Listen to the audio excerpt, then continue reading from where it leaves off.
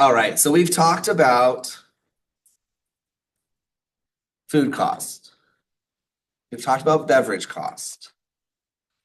Now we're going to talk about labor cost. When we put food, beverage, and labor together, what kind of cost is that?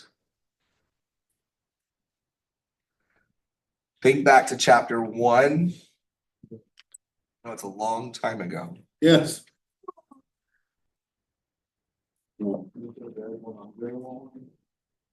So food costs, Fixed cost. they are variable costs, yeah.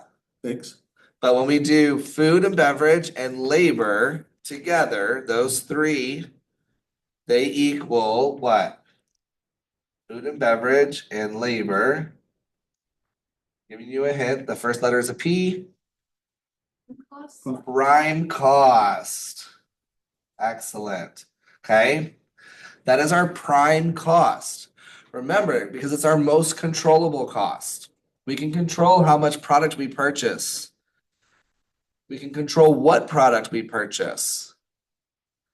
We can control when we issue it. We can control our labor from the wages perspective of figuring out if we're busy, let's have all hands on deck. If we're not busy, we're going to send people home. We're going to cover it. We're going to kind of cut that cost. Okay. So that prime cost is our most controllable. And if we can control that, then we have a really good chance at controlling our overall costs. So labor is one of the largest parts of our costs. Because if we think about food cost, what makes up our food cost?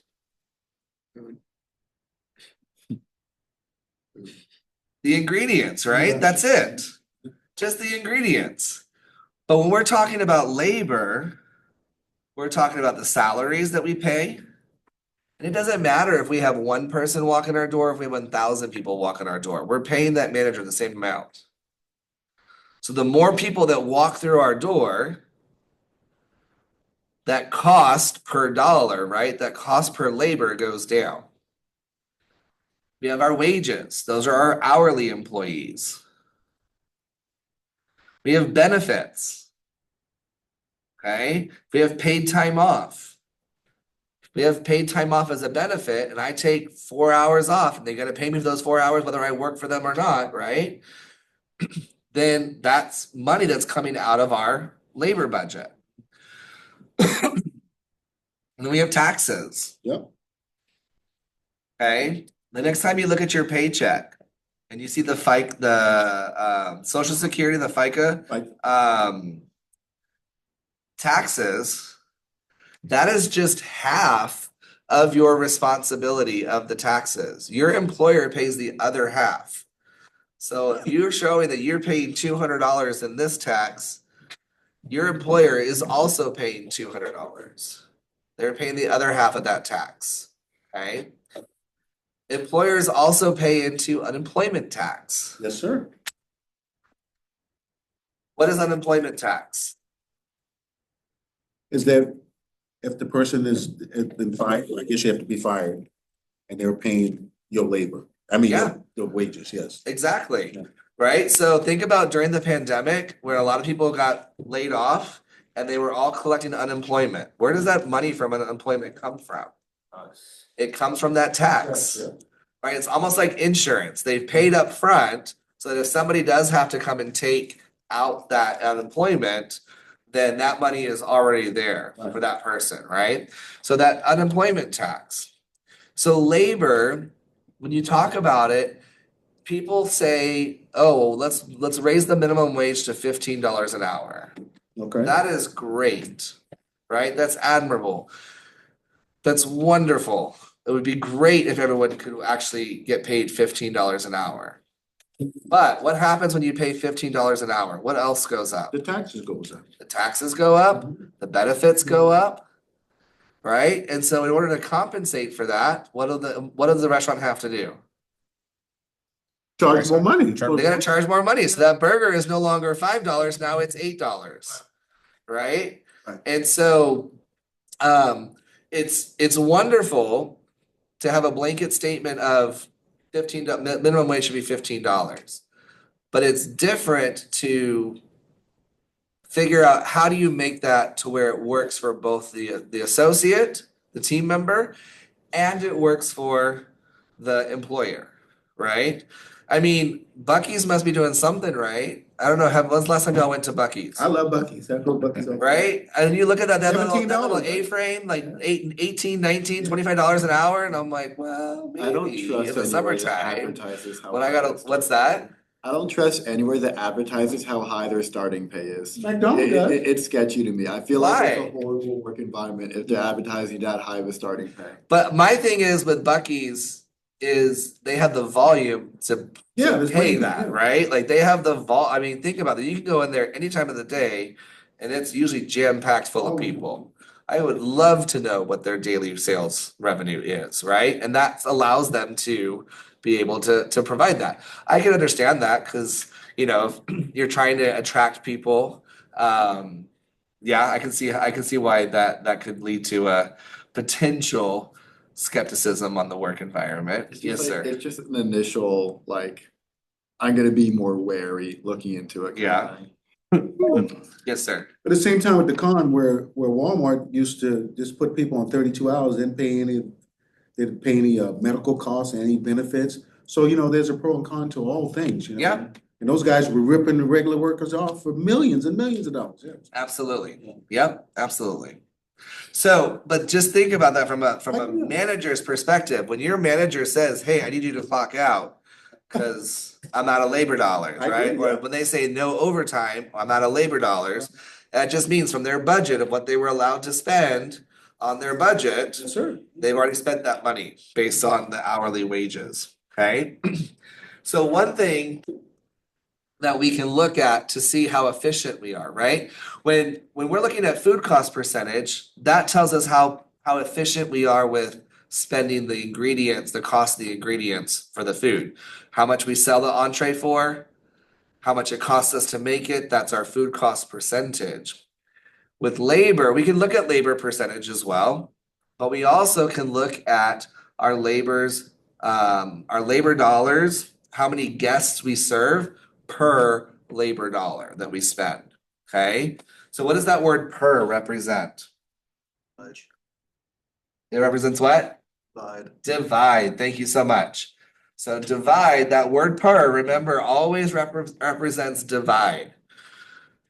So if you don't remember anything, if other than per means divide, if I have guests served per labor dollar, then I can write this 2,500 guests served per $18,000. To draw my division line. And 2,500 divided by 18 is 18,000, I should say, sorry. 18,000. 0.138. Okay. So what does that number mean? Per Great serving, question. per person, What's that? that 0.138 mean per serving, right? That's per person. Per person, yeah. Yeah. So that means for every $1 that I spent in labor, I served 0.138 of a person. Okay. I mean, it's kind of weird to think of that 0.138 of a person. Okay. But I served that many guests per labor dollar. So if my covers per labor dollar is 15.15, did we achieve our goal? No, it's too low. We did not. It's too low, right? Because 0.138 is lower than 0.15. We did not achieve our goal, which means we served less people per labor dollar. Does that make sense? We served less people per labor dollar than we wanted to. Maybe in that $18,000, there was a shift that it was just really slow and we forgot to send people home. And that racked up more labor dollars. but we didn't have the guests coming in order to offset that, right? Let's do another example. Total cover served 200 divided by our labor dollars of 950. So I spent $950 and I only served 200 guests. So what is 200 divided by 950? 2.75? 0.211. Oh, yeah. I got 0.211. You probably did 950 divided by Yes, sir, I did. I 200, hit the wrong. right? When I go from top to bottom, Yes, I did. 200 divided by 950 is 0.211. Did we achieve our goal? We did not achieve our goal. Okay.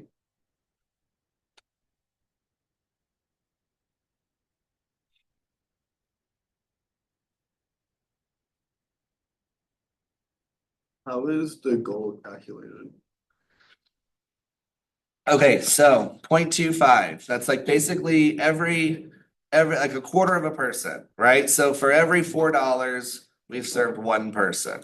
Or no, for $1, we've served a quarter of a person, right? And so essentially, if I wanted to meet this goal, right? If I wanted to meet this goal of 0.25, let me do it in a different color. I wanted to meet my goal of 0.25 and still serve 200 guests. Okay. So 200 divided by 0.25 is $800. So if I wanted to meet my goal of 0.25 guests per dollar, 150 more down. I would have to cut out $150 from what I spent. Okay. Does that make sense? So that means I went $150 over my budget. My question is, how did you get the budget in the first, like, how did you decide that 0.25 is your goal or 0.15 for the other one? That's just a number that you might look at your historical data to figure out what historically you've done to kind of stay with that same data. So kind of stay in line with that. Yeah, good question. So sometimes those are arbitrary numbers. Sometimes it's just, hey, you know what? We're gonna use 0.1 as our goal. Okay, so typically you will use some kind of historical data to come up with something like that. Yeah. Okay, so does anybody have any questions about guest served per labor dollar? And how we use that to calculate our efficiency?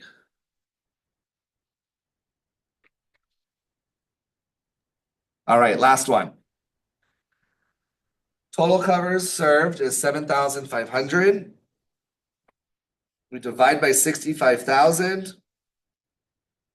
And what do we get? I'll say what you get. Okay.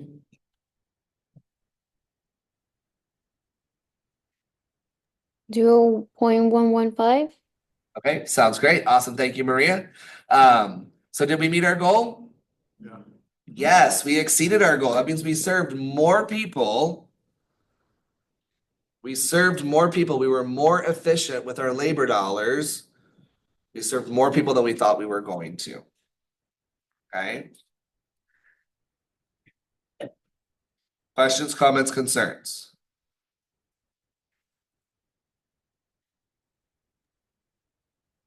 I really don't kind of understand it, but I'm gonna just try to rewatch the thing again. Let me give you this example. Okay.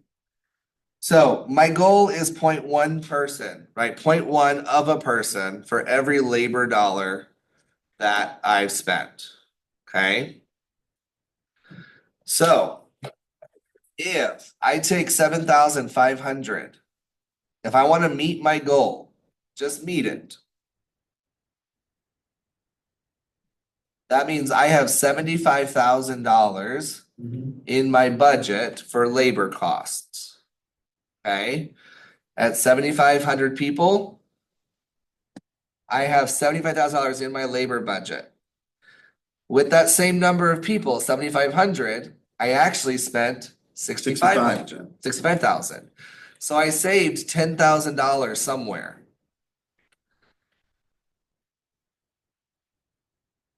So I saved $10,000 on my labor budget somewhere, okay? Now, is this a good number or a bad number? Good number. Depends. It depends, right? It depends. But At still, you one have something to point- play with, it's $10,000, right? Well, yes, right? That's $10,000 in labor that we Yes, saved, sir. okay? But what if we were $40,000 less in revenue than we thought we were going to be, our sales, right? So our sales, we also have to take into consideration our food cost, our beverage cost, all of our other expenses, Got you. right? So this is just one piece of the puzzle. But but the fact that we saved $10,000, that's a good number, right? That's good. If we look at it from the big picture of all the other costs that we are saving, Right. hopefully, if our sales are down, then this is a very good number. If our sales are up, this is a really good number, which means we basically served more people, we brought in more money, and we saved money. Okay. Okay? You determine that, sir, weekly or monthly? You can calculate it daily if you wanted to. Yep, you absolutely can. With technology, with the help of technology, right? Because basically you take your time sheet, like your time clock of what you paid for your payroll for that day, and you can just go to your computer system and see how many guests you served that day. Yeah. So we can't control how many guests come into our restaurant or come to our food truck. Okay? So how do we increase our labor productivity? Probably have to decrease the amount of times that people are working, right? Okay, so we're gonna look at that schedule. Right. We're gonna decrease maybe if it's slow, we're gonna send people home. Right? Okay? How else can we increase our labor productivity? Get more out of each guest that comes in. Okay, yeah, absolutely. Maybe we can get more so we can teach our service staff how to upsell or suggestively sell appetizers and desserts. So that means our revenue is going to go up. Absolutely, good. I was in HEB one day and I heard the manager says, tell all employees that we don't have any more money in our overtime budget, so it's, Yeah, so it's looking at your overtime budget. exactly. Overtime eats up my labor budget even more because it's time and a half. Right? And you would think, but you would think that, because employee thinks, well, I can get overtime, and they're thinking, well, there's overtime money, and it's like you brought up, they're not looking at the big picture. Right. Yep. How else can we increase our labor productivity? Any other thoughts about that? Send people home when it gets slow. Yeah. Teach them how Lower our prices. what's Offer that? Lower our prices. How would lowering our prices increase our labor productivity? Not in this environment. maybe offer like days off instead of sending people home. Okay, yeah. You think that'll work? If some rather than saying, okay, let's bring PTO. everybody in, and rather than say everybody come in Monday through Friday, make sure so everyone has at least one day off. That way you're not sending people home because we have too many people on staff. Yep. Or like That's- open it. Oh, my bad. Sorry, go ahead. Like open up like a like VTO, like voluntary time off. Okay, absolutely. So like if they come in that day and like all day, you know what I'm saying, y'all probably it hasn't been good or something like that, you could just put up where they can just sign to have their day off if it's like open to not.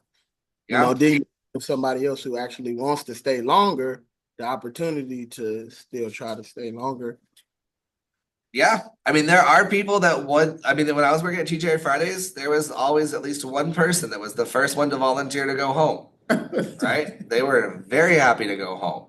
Same person So every time. we all have, Yeah. we all have those different individuals. The one tool that we're going to use to manage our labor is our schedule. Okay. The one tool we're going to use to manage our labor is our schedule. So I'm gonna use this schedule here as an example. We have a total of 15 hours. Okay? A total of 15 hours. Now, let's go from left to right. 10 a.m. I'm gonna bring server A in. Okay? And they're gonna do what? What's server A gonna do when they come in? Think about when you go upstairs or you're downstairs in the dining room service classes. What is that dining room service? What does that front office person, front of the house person do? Great. No, talk. This is before we open. Setting up. Rolling silverware, putting the sugar out on the tables. Okay, tablecloths, folding the napkins, right? Coffee, everything that they need for the day, the whole day. Exactly, right? Getting beverages ready, coffee, tea, setting up that service station. Do I need 4 people to do that? No, because inevitably, what's going to happen? If I brought all 4 people in, what's going to happen? Run up your labor costs. One person's going to be working, and 3 people are going to be, Walking. I don't know where they are. Okay, if you have time to lean, you have time to clean. Anybody ever hear that before? I heard that a lot when I was working at TJ Fridays. That's the whole adage, though. You have time, not that I was leaning, other people were leaning. You have time to lean, you have time to clean, which means you're here on the clock. I need you to be working, not leaning and doing nothing, not sitting and doing nothing, right? There's always something to dust. There's always something to wipe down. Okay. So server A comes in and they work that 1 hour by themselves. Okay. Now, it looks like we open at 10 a.m. So we got 15 people, which means server A can handle 15 people or should be able to handle 15 people by themselves. Okay. Now, if we look at what is the hour that has the most number of people, the peak hour? 1 p.m. has 90 people. That's a lot of Okay. people. 90 guests in at one time. So if we take 90 divided by 4, there's 4 servers. What is 90 divided by 4? 22.5. 22.5. Okay. So in this case, our standard is probably going to be 80 divided by 4 is 20 guests per hour. So my standard is my server should be able to handle 20 guests per hour. You guys see how I got that? There's 80 people in at 12 o'clock. Divide that by 4. Each person should be able to handle 20 guests in that 1 hour. Now, if I'm adding 10 more guests to get to 90, is that enough for me to bring in a whole other person? No. I might have a rock star server that can handle 22 people or 23 people, right? So those servers that can only handle 20, I'm going to have my rock stars that can handle the other ones. Now, if you don't have those rock stars and you got to bring somebody else in, what's that do to your labor cost? Well, what? Drives it up. You got to pay for a whole other person to come in. But what happens is that you go from 90 to 80, then next thing you go to 75, and then you still want the same productivity sometimes. Yeah, so we look here, 10 o'clock, 15 people. Right, One person can handle 15 people by themselves. got you. 75 people, we're gonna need all 4 servers in, all hands on deck, okay? 80, 90. Mhm. Now we come to 2 o'clock, we're gonna send these 2 people home because now we're down to 40 people, Got you, half. okay? Now what happens if we're at 60 at 2 o'clock? Am I just gonna send people home just because my schedule says send them home? No, you shouldn't. No. No. I might say, hey, server C, do you mind staying for an extra hour? Server A and B may be like, hold on, wait a minute, we can handle 30 people per. They say that. That gives me more tips, right? Now, if they can handle it, that's fine.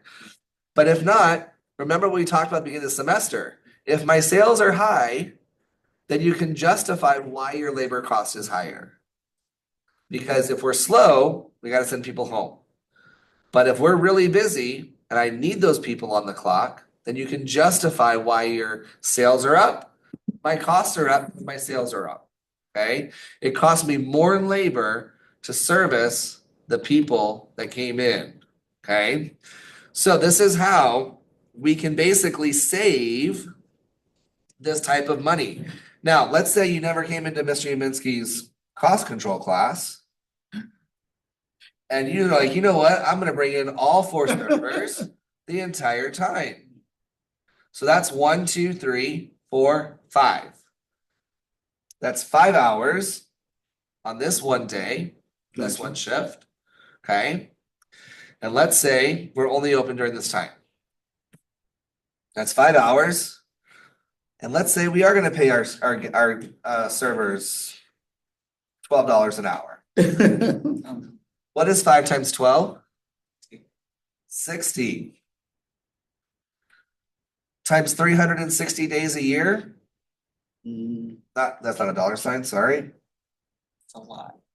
18,000. 18,000?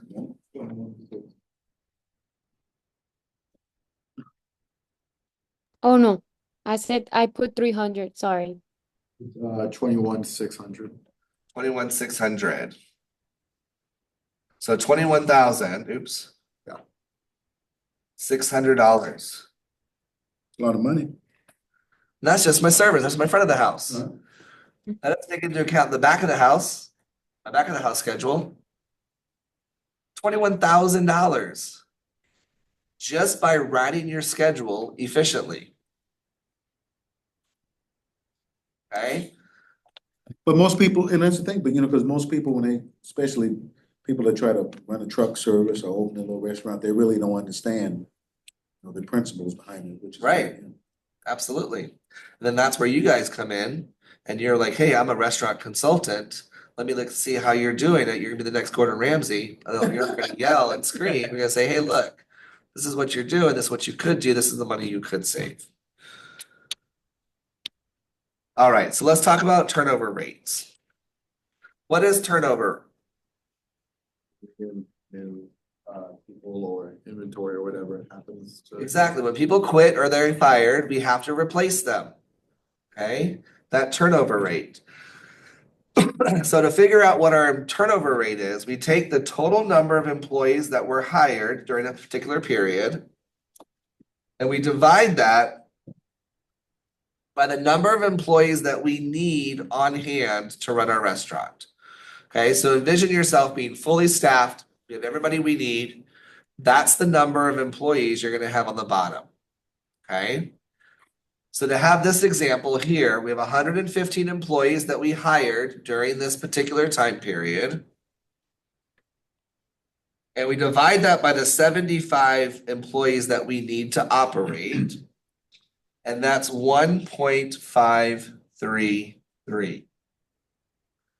What is that as a decimal? Sorry, what is that as a percentage? Move that over 3. That's what I was gonna say, yeah. 153. 153.3%. That's my turnover rate. Anything over 100 means that we hired more people than we actually need to run our restaurant on a regular basis. So if I was fully staffed, I would have 75 people and that's it. Right. But during a particular time period, if I hired 115 people, that means my turnover rate is 153%. Yes. That's saying you need like 75 people this day or like for the week, for the month, whatever. To be fully staffed. Okay. Yeah, not 75 on one day, but meaning that you need 75 people, like you need 3 prep cooks, you need 4 hostess, you need 12 servers, that kind of thing, right? So whatever you need to do to manage your schedule, the weekly schedule, that's the total number of employees needed. Okay?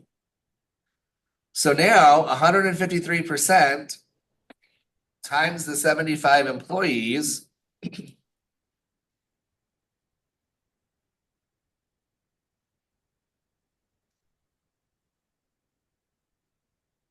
times $250 per person, which is actually pretty reasonable. So where did that 250 come from? That $250 is how much it costs me to hire somebody. Okay. So how much does the ad cost for me to put in Monster or Okay, I Indeed? got you, all right. How much does it cost for me to train that person? Because remember, when somebody's training and they're shadowing, I'm paying two wages, but I'm only getting the job done once, right? Especially as a server. So if I have someone who's shadowing me as a server, I'm still only serving one table, but I'm paying two people to do it. Okay. So that is $28,743.75.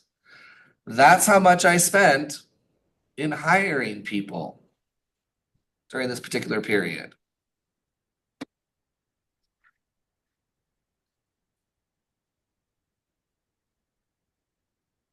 Now, if we want to reduce to figure out how much we would actually save, if we want to reduce 153 to 93%, what is 153 minus 93?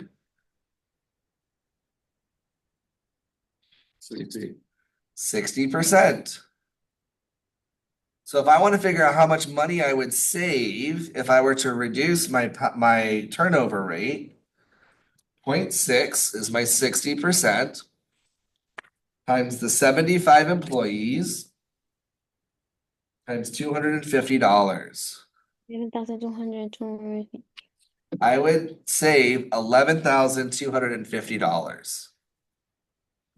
If I were to reduce my turnover rate by 60%, I would actually save $11,000.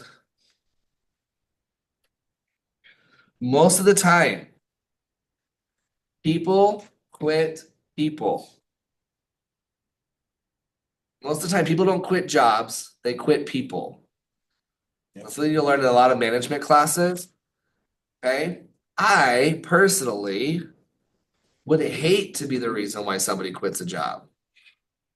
Now, I know I've had bosses that take pride in making people quit their jobs. Okay. I don't understand that. I know that in every situation, we are always learning something. Even if we learn what not to do, we've learned something. Okay. So every time you make a mistake, you learn what not to do. Exactly. Okay.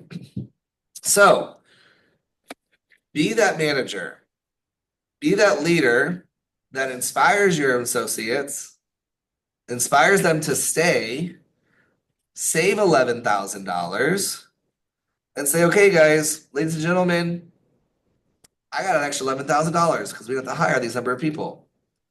Okay. Maybe I'm going to say anybody who refers their friend and both you and your friend last past the 90 days, 3 months, temporary period, probation period. If you last past that 90 days, you each get $250. That's $500. I could do that 22 times and still spend $11,000. I'd rather spend $11,000 on my associates that I have and keeping them happy and keeping them there than trying to have to rehire and retrain. Okay. There are people who have been at jobs for 15, 20, 30 years.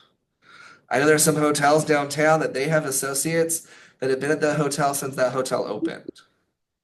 That speaks volumes about the leadership team at those particular hotels, those particular restaurants.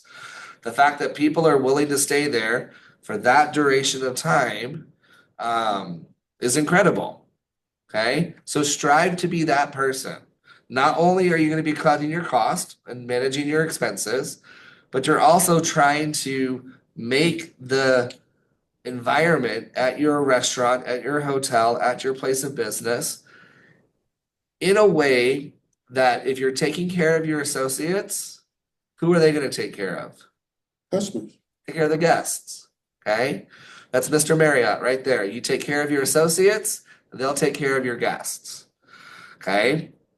Also, replacing that person who's been there for 30 years is gonna cost you a lot more than replace someone who's been there a month. exactly, because they have so much knowledge. Absolutely. You know, that's the Mary at the golf course, that when we went to do we went to do, the event volunteering at the golf course at Okay. Marriott.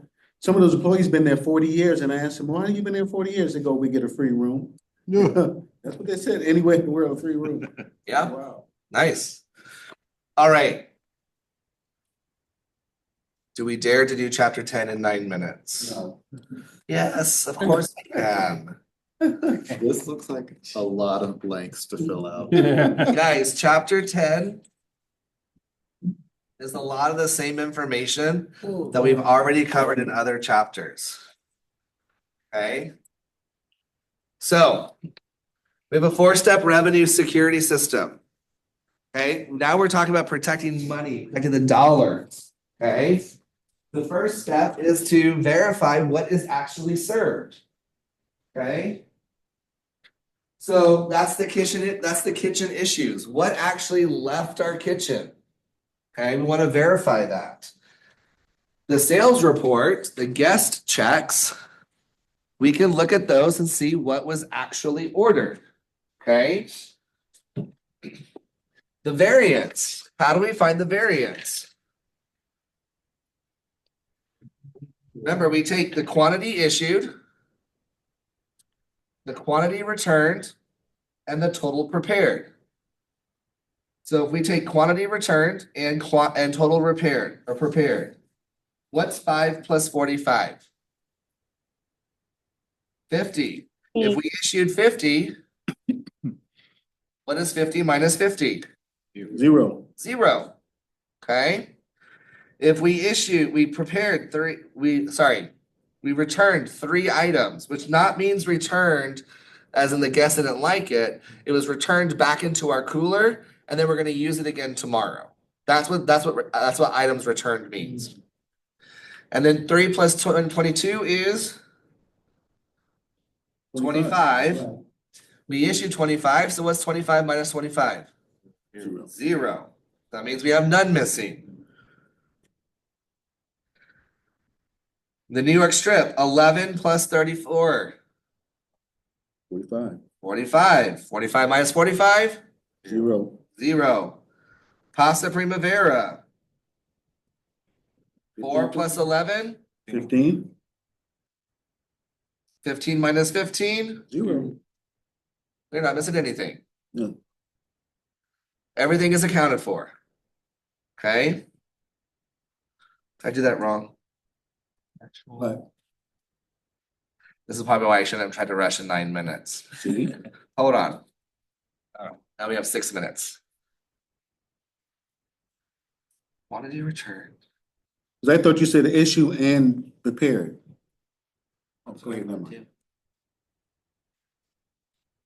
I mean, either way, it's gonna work out that way. Okay. It's Yeah, different. either way, it's gonna work out that way. Okay, Total so served. What's that? It's different when we get down to total served. Those numbers are different from prepared. Ah, awesome. Thank you. So if we look at, okay, thank you so much, Andrew. get your candy, piece of candy. So Okay, total, let's take a look at total prepared and our total served. Okay, total prepared, that's what should have gone out, right? Okay, The sales report, that's our perpetual inventory. The physical inventory is the top portion. We can actually physically count. I issued and I returned. So I should have prepared 45. If I should have prepared 45 and I actually served 44, mhm, what is 44 minus 45? -1. -1. So filet mignon, I'm missing 1. okay, 44 minus 45. The grilled salmon, 22 minus 22, zero, right? 0. 32 minus 34, -2, and 11 minus 11. Zero. So just our filet mignon and our New York strip are the two that have a negative variance. Okay.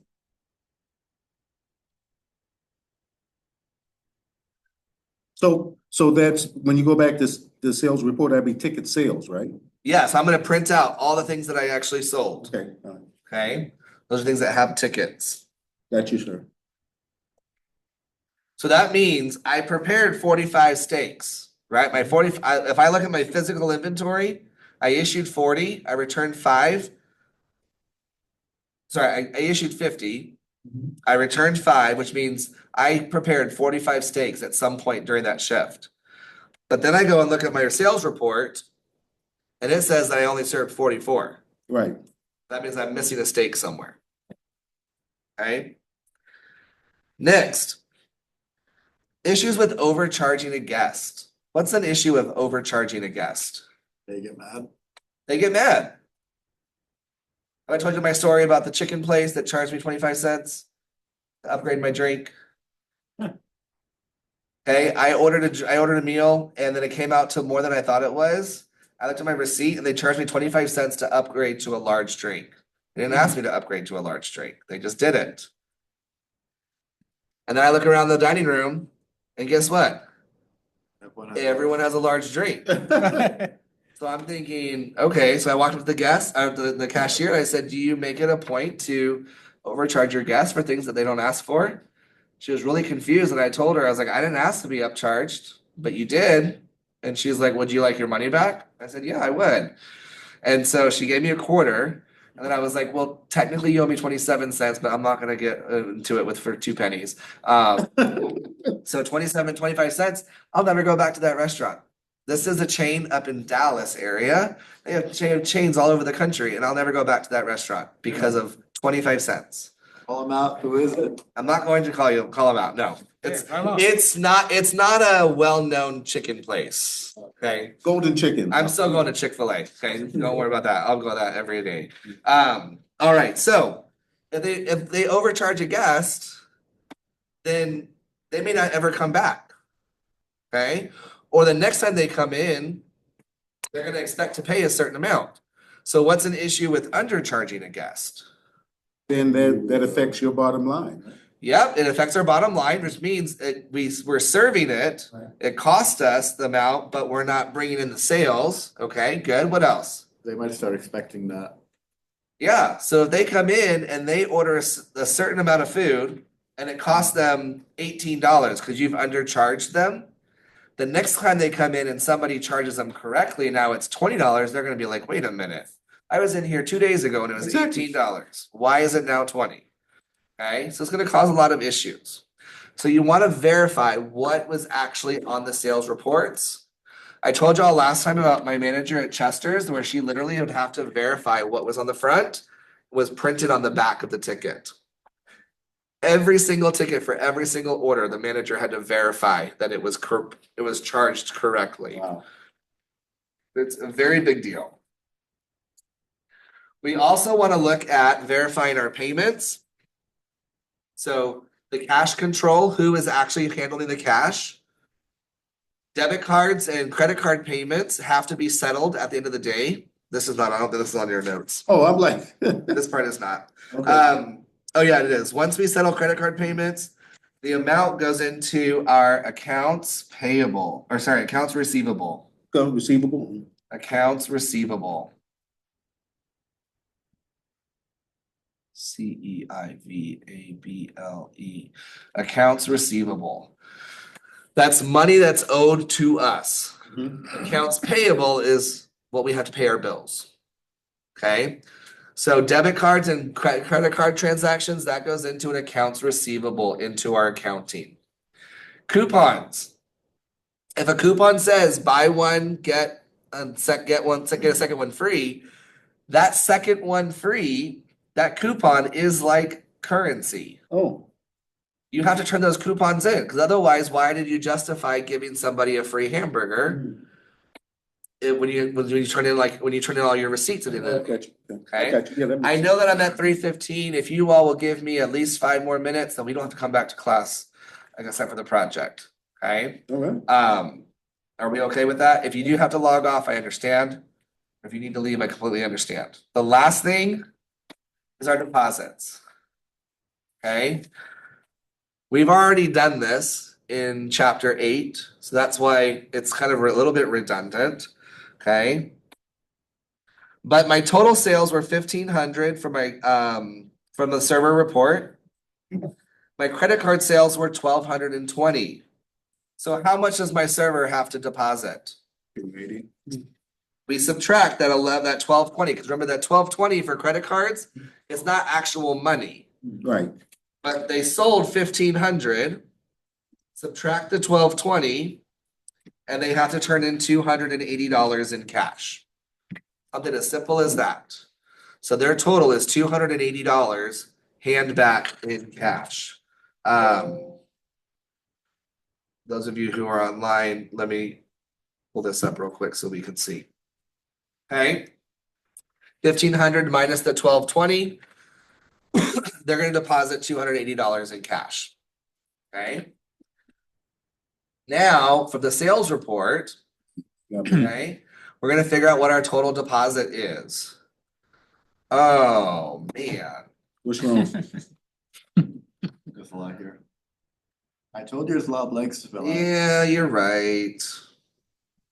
Let's do this real quick.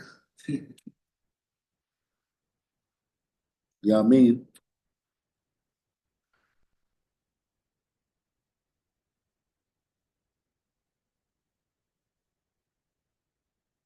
Equals 95 $1 bills.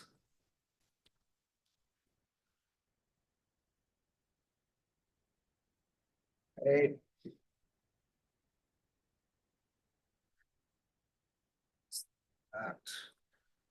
That.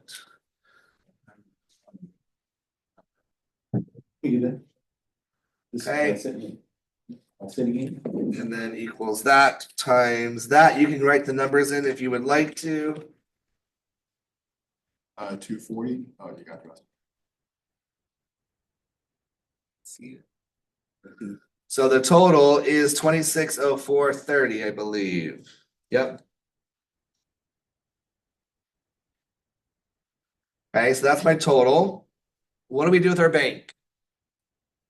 Subtract it because that was already in the register. Exactly. We have to subtract that bank because it was already in our register. you can't see that. So 2304.30 is my cash. My total sales, $5,830.35. I'm gonna do the same thing I did for my server. 5830 minus my credit card sales. 2304.30. That's how much I have to deposit. Does that match what I have in my drawer? Yeah. Thumbs up for yes, thumbs down for no, thumbs down for sideways, like Mr. Minsky, you went way too fast on that. I just might get the ta moment. Okay. So our total currency was $2,604.30. Mhm. I subtract that 300 bank. So that means my cash deposit is $2,304.30. Now to justify that, I take my total sales, subtract my credit card sales, and that's $2,304.30, which means they match. I'm right to the penny. I am not over, I'm not under. Okay. So that means my total deposit was it 6, 604.30? yeah, Okay. So that is my total deposit to the bank for that shift. I'm gonna leave you with one quick story. I had a friend of mine. He owned a catering company, restaurant, venue. Okay. He did a wedding. And the bride and groom paid the $15,000 balance in cash on the day of the wedding. And he was so tired, end of the night, after working all day. He left and he's like, you know what? It's a Sunday night. I'm gonna put that in the bank first thing when I come in Monday morning. left the bag. He got broken into that night. And guess what was missing? That bag. $15,000 in cash. Oh, Jesus. That'll That make you. represents money. Okay, this cash represents what you're gonna pay your associates, Yeah, what you can use to pay your bills. That's that sales at the top of the profit and loss statement, okay? So if you have a policy, that money goes into a safe. Only a specific manager takes that safe and does the bank deposit, or a manager takes that and does the deposit, right? I mean, I would probably question going to an ATM at 2 o'clock in the morning and trying to deposit $15,000. I might consider it like that kind of, like not a safe environment too, right? So, but think about it, that we have to protect that money just as much as we protect the ingredients in our refrigerators, okay? Thank you all so much for your extra 6 minutes. I will see you on Thursday. I think today's Monday. I'll see you on Thursday. You can log in. We'll talk about the project. If you're caught up, you can log right off. If not, you'll stay on and ask questions about the ingredients, okay?